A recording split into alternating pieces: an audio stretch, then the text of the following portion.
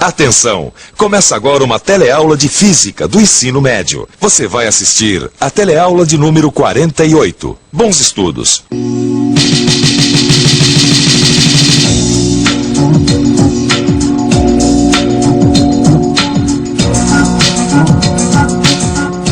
Olha só que absurdo! Novo teste nuclear no Oceano Pacífico. O mundo protesta, faz muito bem de protestar, é isso mesmo.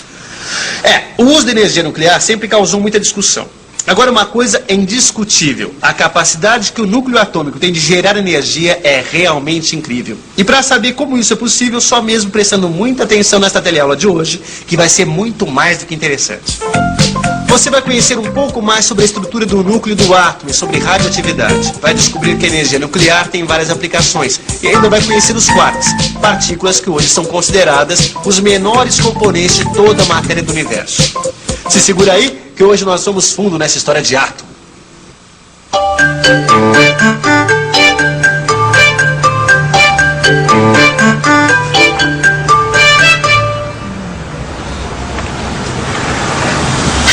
Maristela, olha só que incrível! Os gregos pensavam que o átomo era o menor componente da matéria e que ele era indivisível. Mais tarde, fazendo experiências, os cientistas descobriram que o átomo é formado pelo núcleo e pelos elétrons. E agora, no começo do século, é que os cientistas verificaram que o núcleo, esse núcleo, é formado por partes ainda menores. Você está entrando num dos capítulos mais interessantes da física, que é a física nuclear, que estuda o núcleo do átomo. Em que parte você está? Eu estou aqui no pedaço que fala da descoberta do nêutron. Essa descoberta foi super importante no campo da física nuclear. Foi em 1932. E nessa época os cientistas já sabiam que no núcleo do átomo existiam cargas positivas, chamadas de prótons. E sabiam também que existiam elementos que emitiam radiação.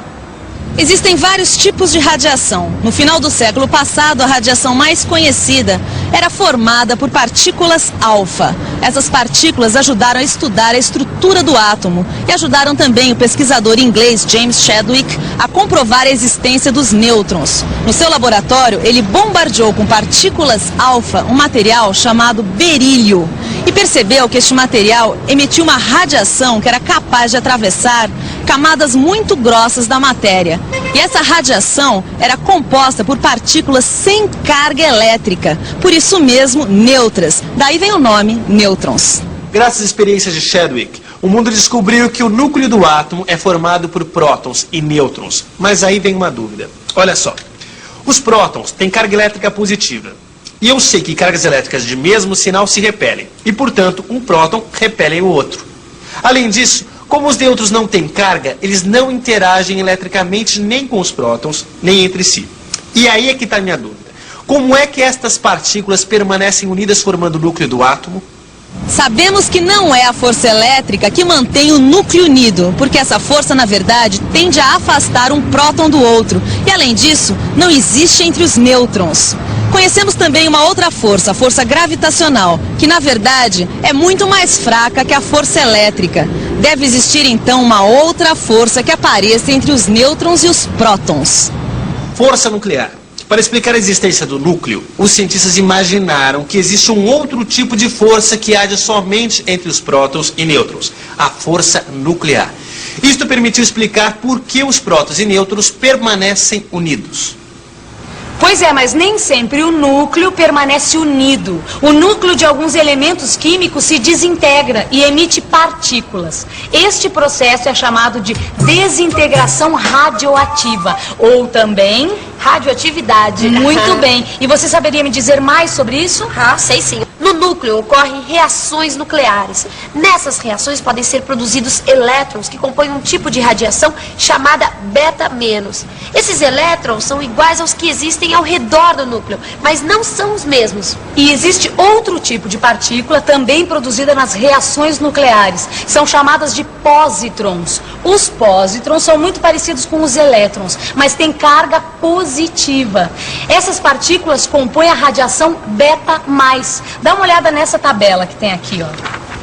Olha aí, a radiação beta pode ser positiva. Nesse caso, ela é formada por pósitrons. E pode ser negativa. Nesse caso, ela é formada por elétrons. A radiação alfa, muito usada nas experiências, é composta por partículas alfa, que são formadas por 2 prótons e 2 nêutrons. Quando o átomo de um elemento químico se desintegra emitindo radiação, na verdade ele está perdendo partes do seu núcleo. Nós já sabemos que o elemento químico é caracterizado de acordo com seu número atômico, ou seja, de acordo com o número de prótons que existem no seu núcleo. Vamos entender tudo isso melhor estudando o que acontece quando o urânio se desintegra. O urânio é representado pela letra U. No seu núcleo existem 92 prótons, isto é, seu número atômico é 92. Quando o urânio se desintegra, ele emite uma partícula alfa formada por 2 prótons e 2 nêutrons. Ao emitir uma alfa, este núcleo passa a ter 90 prótons, isto é, seu número atômico passa a ser 90. Bom, você deve estar se perguntando, e daí que o número atômico mudou? Daí que o número atômico é como se fosse a carteira de identidade do elemento. Se o número atômico muda, o elemento deixa de ser ele mesmo e passa a ser outro. Quando o urânio se desintegra, ele perde 2 prótons e seu número atômico passa de 92 para 90. E o urânio deixa de ser urânio e vira outro elemento, chamado tório, que tem número atômico 90. Incrível, né? Um elemento se transforma em outro. Incrível mesmo, hein, Maristela? O elemento se transforma em outro. Mas me diz uma coisa, o que acontece com a partícula? Partícula? É, a partícula alfa emitida. Ah, claro. As partículas alfa são emitidas com muita energia cinética, isto é, energia de movimento. Elas viajam pelo espaço até encontrar um meio material ao qual transferem grande parte de sua energia até pararem. Quando elas param, elas capturam um elétron do meio, dando origem a um átomo de hélio, que fica preso no material. O problema é que, antes de parar, a partícula alfa provoca uma ionização no meio. Isto é, ela sai arrancando elétrons dos átomos que se transformam em íons. Ou seja, há átomos cujo número de cargas positivas é diferente do número de cargas negativas. Este é o perigo da radiação. Aí, sabe, Maristela, eu só fico imaginando se esse meio material for o corpo humano. Aí eu não gosto nem de pensar. Quando as partículas alfa atingem o corpo humano, Rosinha, elas podem arrancar elétrons dos átomos que formam moléculas e assim danificam as células do organismo. Este é o lado feio da história do átomo. Mas a radiação também tem um outro lado, né? É isso mesmo, Rosinha. Agora, o uso controlado da radiação é muito útil na medicina, para fazer exames clínicos que ajudam a diagnosticar e a prevenir doenças. Ela é usada também no tratamento de doenças através da radioterapia. Nós estamos ao lado de um reator nuclear. E este aqui é o Instituto de Pesquisas Energéticas Nucleares de São Paulo. Nós vamos conversar agora com o professor Roberto. Professor, o que acontece nesses reatores nucleares? Este reator, a exemplo de outros reatores distribuídos no mundo, ele funciona baseado na fissão nuclear. Para que ocorra a fissão nuclear, é necessário que tenhamos uma fonte de nêutrons e um combustível, no caso, o urânio. Esses nêutrons emitidos pela fonte, eles vão, então, entrar no núcleo do urânio e vão provocar a chamada fissão nuclear. Essa fissão nuclear emite, então, uma energia muito grande. E qual a diferença entre o reator nuclear e a bomba atômica?